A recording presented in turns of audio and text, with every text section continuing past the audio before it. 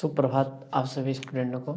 चलिए आज हम क्लास 10वीं का देखेंगे, जिसका हम लोग ने पहले परिचय देखा था। आज उसका हम चैप्टर 1 लेके आए हैं, यानी प्रश्नावली 1.1, जिसका क्वेश्चन दिया हुआ आपको, निम्नलिखित संख्याओं को अभाज्य गुणनखंडों के गुणनफल के रूप में व्यक्त कीजिए। ठीक है, तो गुणनखंड किसे कहते हैं देखते हैं। मान लीजिए आप ले लीजिए 8 का गुणनखंड कीजिएगा तो क्या होगा, 2 गुना 2 गुना 2 लिखेंगे, यानी बस छोटी से छोटी अभाज्य संख्या जिससे आप उसको भाग दे सकते हैं, उसको उसके गुणनखंड के रूप में लिख सकते हैं, उसी को उसका गुणनफल कहते हैं। ठीक है, अब इसको आप घात के रूप में भी लिख सकते हैं, पार लगा सकते हैं। जैसे मान लीजिए आप ले लीजिए 6 लेते हैं तो 6 को क्या लिखिएगा, 2 गुना 3, ये हो गया आपका गुणनखंड के रूप में। ठीक है, चलिए इसी प्रकार से हम लोग इसका नेक्स्ट क्वेश्चन लेते हैं।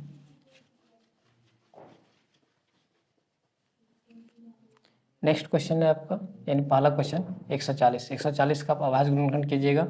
2 से दीजिएगा तो 70 बार में, 2 से लगाइएगा 35 बार में, फिर 5 से लगाइए 7 बार में, 7 से लगाइए 1 बार में। तो 140 का अभाज्य गुणनखंड लिखिएगा 2 गुना 2 गुना 5 गुना 7। ठीक है, 2 का स्क्वायर हो गया 5 गुना 7। आप इसके भी ऊपर पावर लिख सकते हैं, एक एक लगा सकते हैं। यह इसका हो गया अभाज्य गुणनखंड। ठीक है, चलिए इसका सेकंड क्वेश्चन लेते हैं। ठीक है, जो है आपका 156 का गुणनखंड कीजिएगा अभाज्य गुणनखंड, तो क्या होगा, 2 से लगाइएगा 78 बार में, फिर 2 से लगाइए 39 बार में, 3 से लगाइए 13 बार में, 13 से लगाइए 1 बार में।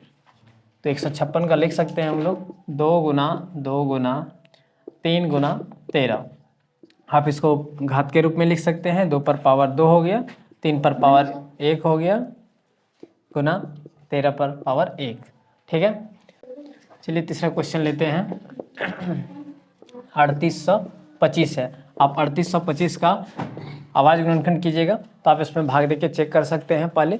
ठीक है, तो सबसे छोटा अभाज्य संख्या क्या है, मान लीजिए इसमें 3 से लगा के देखते हैं। पहले 1 बार में लगेगा, 2 बार में, यहाँ बच गया 2, यहाँ 22 हो गया, 7 बार में लगाइए 22, बच गया 1, यहाँ हो गया 15, 3 से लगाएंगे 15 को 5 बार में। फिर आप 3 से लगा सकते हैं, 3 से लगाइएगा 12 को 4 बार में लगेगा, 3 से 7 को लगाइएगा 2 बार में 6, बच गया 1, 3 से लगाइएगा 5, 15 हो गया, 5 बार में 15 कट जाएगा।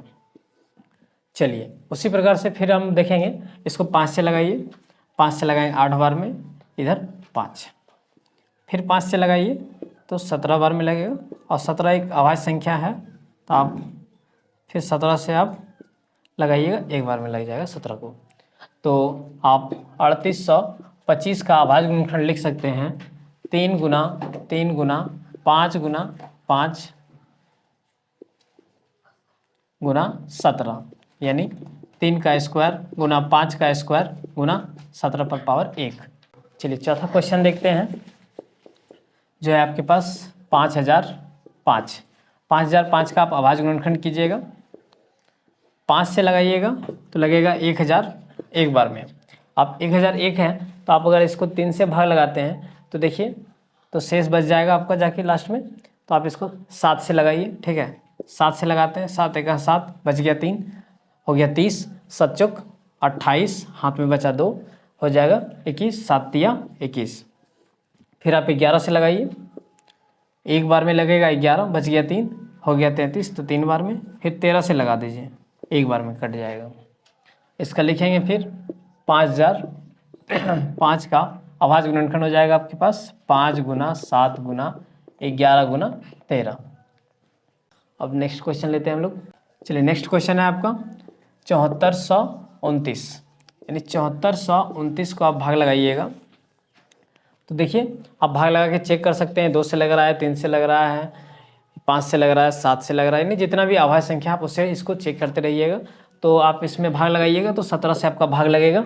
ठीक है, 17 चौका 68, 17 तिया 51, 17 सत्ते 19 से, फिर आप इसको लगाइएगा तो आपका लगेगा 19 से, 19 दूना 38, 19 तिया 57, फिर आप इसको 23 से भाग लगाइए 1 बार में। ठीक है, तो लिखेंगे 7429 का अभाज्य गुणनखंड हो गया आपका 17 गुना 19 गुना 23। आपको वीडियो कैसा लगा आप एक बार कमेंट बॉक्स में ज़रूर लिखिएगा। और आप नए स्टूडेंट हैं तो प्रेजेंट सर लिखिएगा, ताकि हमको पता चले कि आप हमारे वीडियो में आए हुए थे। और अगर आपको वीडियो पसंद आया तो अपने दोस्तों तक शेयर करें, सब्सक्राइब करें और लाइक करें। Thank you.